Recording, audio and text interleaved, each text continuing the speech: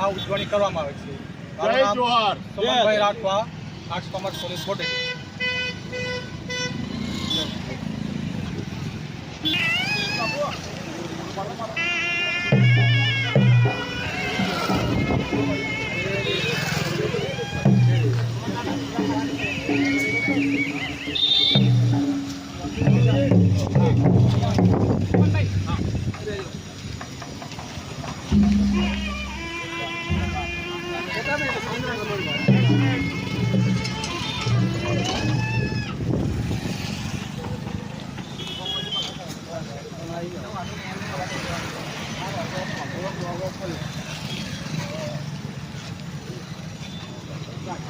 નવમી August world tribal day.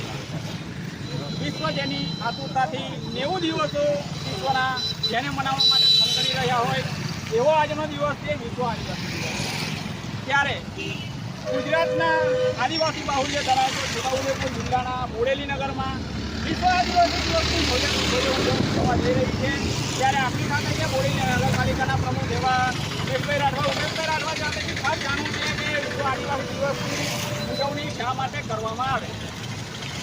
9 August વિશ્વ આદિવાસી દિવસ સંયુક્ત રાષ્ટ્રસંઘ દ્વારા જે 9 ઓગસ્ટ વિશ્વ આદિવાસી દિવસ ઉજવે એ માટે જાહેર કરવામાં આવે કે તે દિવસે 100 આદિવાસી ભાઈઓ ભેગા થાય, આપણું પર્યાવરણ કઈ રીતના બચાવીએ, આપણી ધરતીને કઈ રીતના બચાવીએ ને આપણી જે આદિવાસી સંસ્કૃતિ છે એને કઈ રીતના બચાવીએ, એની વેશભૂષા છે, એની જે કાર્યપ્રણાલી છે, એને જે પૂજા પદ્ધતિ છે, તો કઈ રીતના બચાવીએ એની તો ભેગા મળીને ચિંતન મંથન કરે અને આ દિવસને ઉજવે એ માટે આ દિવસ આપવામાં આવ્યો છે.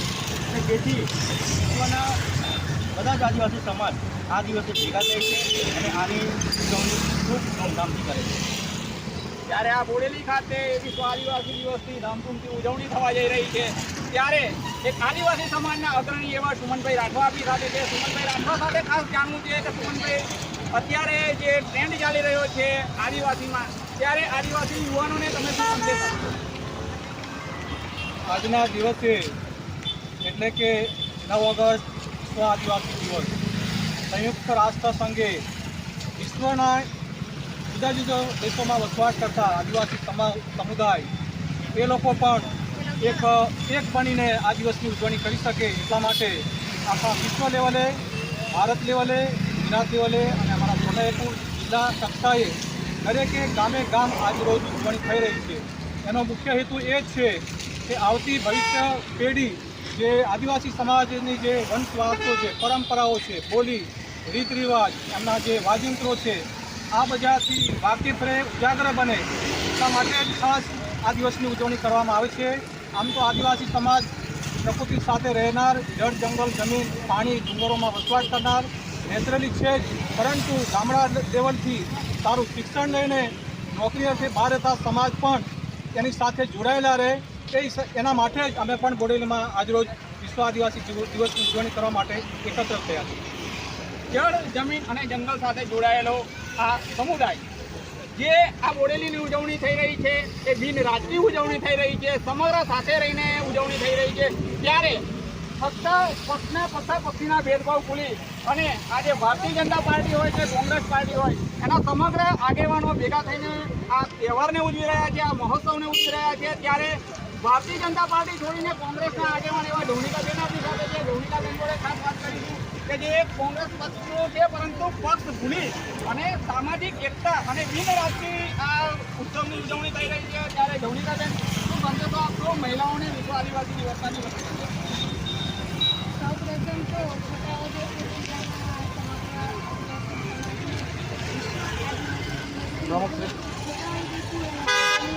મહિલાઓ વતી જે 9 ઓગસ્ટ એ અમારા માટે ગર્વની બાબત છે અને ખૂબ ગર્વની ક્ષણ છે.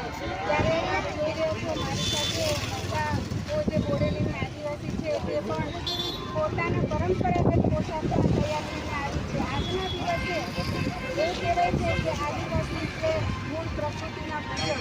તમે જુઓ તો અત્યારે દુનિયામાં જે પ્રદૂષણ ફેલાઈ રહ્યું છે જો કોઈ નાશ કરી શકે અથવા રક્ષણ કરી શકે તો ફક્ત આદિવાસી સંસ્કૃતિ અને આદિવાસી લોકો જ કરી શકે છે.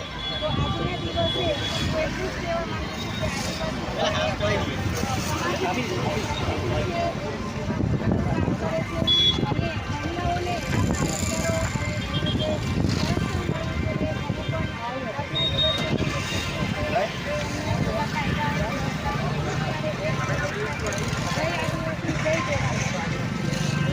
આજના દિવસે તરીકે તૈયાર થયેલો આદિવાસી સમાજ એમનો એક જ નારો છે. એ નારો છે કે એક તીર એક કમાન, આદિવાસી એક સમાન. આવા જ નારા સાથે આજના વિશ્વ આદિવાસી દિવસની બોડેલી ખાતે ધામધૂમ અને ભવ્યથી ઉજવણી થઈ રહી છે. ટીમ જાગૃત માટે સંજયસિંહ રાણા, બોડેલી.